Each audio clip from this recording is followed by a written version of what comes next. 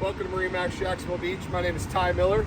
This is Scout's 195 Sportfish, a great boat for Northeast Florida with those lines that you can't mistake. Let's get on board and see what she's all about. Tons of storage in the back here.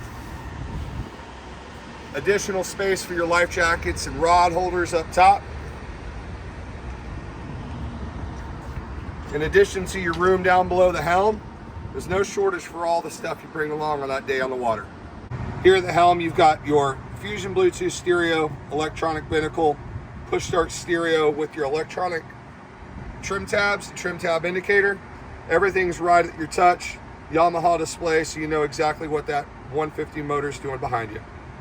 With options such as Scout Signature Midnight Edition, powder coated T-top, backrest and bow cushion, we spared no options on this 195. She's a head turner. In addition to all the storage we mentioned in the back of this boat, we've also got this massive locker up front, sealed, A-side finish, easy to keep clean on a gas strut, so you're not going to crush your fingers underway. And whether you're catching fish on this platform or catching a tan, this boat's really set up to do it all. With this boat built with extra wide gunnels, it's truly a fishing machine.